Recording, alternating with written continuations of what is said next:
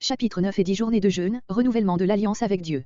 Ce fut une année extrêmement importante pour le peuple de Dieu que cette 20e année d'Artaxerxès où nous a transporté le premier verset de notre livre et au 7e mois de laquelle nous nous trouvons encore au chapitre 9. L'arrivée de Néhémie, Néhémie 2.1, Néhémie 2.11, la reconstruction de la muraille de Jérusalem, Néhémie 6.15, la célébration de la nouvelle lune du 7e mois, Néhémie 8.12, la célébration de la fête des Tabernacles, du 15 au 21 Tiscri, la fête de clôture, le 22 Tiscri, versets 13 à 18, puis, comme nous allons le voir, après un jour d'intervalle, un jeûne solennel, le 24 Tiscri et la conclusion, par écrit, d'une alliance toute nouvelle avec Dieu, voilà ce qui fait de cette date. 445 avant Jésus-Christ, une des époques capitales de l'histoire juive. Verset 1. Pour un jeûne. Le sentiment d'humiliation de Néhémie 8.9, momentanément refoulé, se ranime et se fait jour, sans que nous puissions comprendre par suite de quelles circonstances on célébra un jeûne extra-légal, tandis qu'on n'avait pas célébré le jour des expiations, prévu par la loi pour le 10e jour du même mois et qui était aussi un jour de jeûne. Peut-être, car il est peu probable qu'il ait perdu de vue le jour des expiations, les chefs du peuple voulurent-ils que la joie et la reconnaissance s'exprimassent d'abord librement et largement, Néhémie 8.10, ou bien, n'ayant pas d'arche, omirent-ils une fête où le caporette au couvercle de l'arche jouait un rôle considérable. Vêtu de sac. Voir Genèse 37.34, note. La tête couverte de poussière. Voir 1 Samuel 4.12, 2 Samuel 1.2, 2 Samuel 15.32, Job 2.12. Verset 2. Et la race d'Israël se sépara.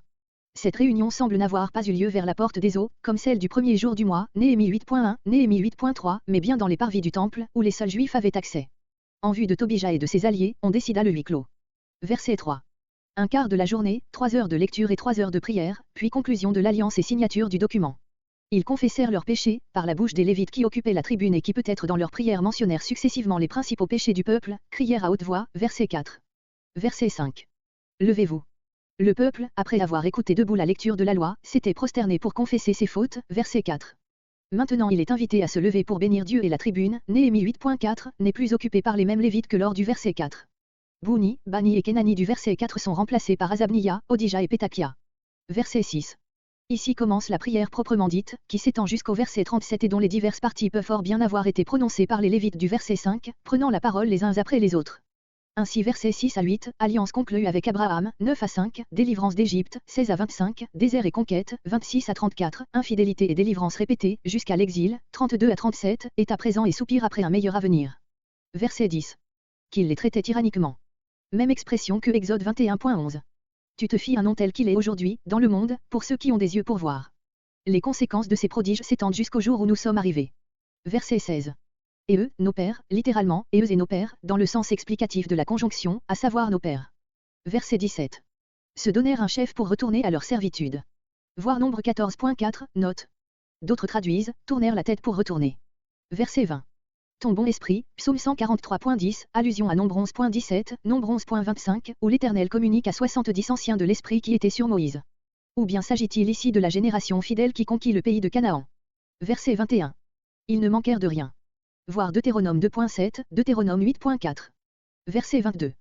Tu les leur partageas par contrée, littéralement, par côté, côté du nord, du sud, de l'orient, tous, les uns après les autres. Le même mot hébreu se rencontre souvent dans Josué, Josué 16.5, Josué 18.12, Josué 18.14, Josué 18.15, Josué 18.20. Et du pays du roi de Hesbon.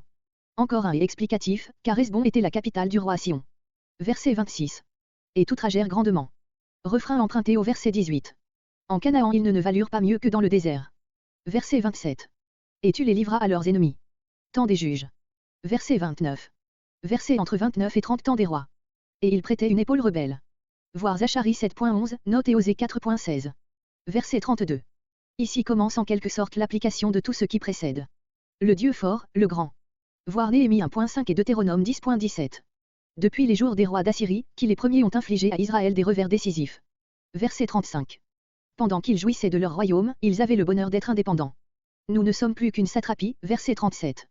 Pays spacieux, aujourd'hui, petit territoire. Verset 38. Dans le texte hébreu, ce verset est le premier du chapitre suivant. La prière a pris fin avec le verset 37. Mais rien n'était fait encore. Il fallait aboutir à un acte. Le voici. À cause de tout cela, c'est-à-dire les choses étant telles que nous venons de les rappeler, nous n'avons rien d'autre à faire que de conclure une alliance avec Dieu, mais une alliance ferme, écrite et signée par nos représentants. Notre verset 38 est prononcé par un des Lévites nommé au verset 5. Ce verset est fort concis, mais le chapitre 10 va donner sur cet engagement solennel et sur ce document des renseignements détaillés, versets 29 et suivants.